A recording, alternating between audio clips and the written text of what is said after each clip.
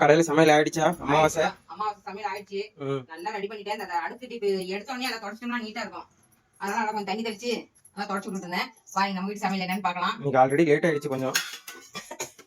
காய் இருக்குன்னு நினைச்சிட்டு தான் இல்ல அப்ப போய் வாங்கிட்டு வர போயிருந்தேன். சாப்பாடு அம்மா பண்ணி எடுத்து வச்சிடலாம். சாமி கும்பிடுறதுக்கு பாட்டி சாமி கும்பிடுறதுக்கு காக்காய் கொஞ்சம் இதெல்லாம் எடுத்து வச்சோம்னா அப்ப நான் அப்படியே கொண்டு போய் மேல மொட்டை மாடியில மேல வச்சுட்டு வந்துடுவேன். எடுத்து வச்சாச்சு. எள்ளு தயிர் தான் போட்டு வைக்கிறாங்க. தயிர் தாப்பா அதுதாப்பா எள்ளு தயிர் தாப்பா போட்டு வைக்கிறேன். எள்ளு தயிர் ஏதாவது திங்கிறதுக்கு அது போட்டு வச்சாதான் நீங்க சாப்பிடும். சாப்பாடு கூட வடிச்சாச்சு. கத்திரிக்காய் போட்டு சாம்பார் வச்சிருக்குதுங்க. நம்ம ரேஷன் பருப்புலேயே தான் போட்டு வச்சுக்கிறேன். சூப்பரா இருக்குது.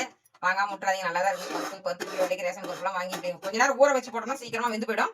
கத்திரிக்காய் போட்டு சாம்பார், அவரைக்காய் பொரியல், பூசணிக்காய் பொரியல், நல்லா தக்காளி பழம்னா இப்ப கம்மி தாங்க, 10 ரூபா தான் தக்காளி. பெரிய பெரிய தக்காளி எல்லாம் 10 ரூபா தான். அதனால நீங்க தக்காளி பழ ரசம் கொஞ்சமா புளி போட்டு தக்காளி ரசம் வச்சாச்சு. தயிர் வாங்கிட்டு வந்துச்சாச்சு. அப்புறம் போட்டு பொரிச்சு எடுத்து வச்சாச்சுங்க. நம்ம வீட்டுல அமாவாசை சமையல் இருந்தாங்க. வாங்க சாப்பிடலாம். பாய். அடுத்த வீடியோல பார்க்கலாம்.